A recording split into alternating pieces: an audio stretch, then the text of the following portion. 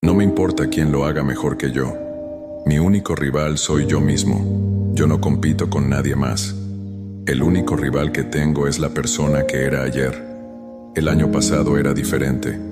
He crecido, he aprendido, he mejorado. Y eso es lo que realmente importa.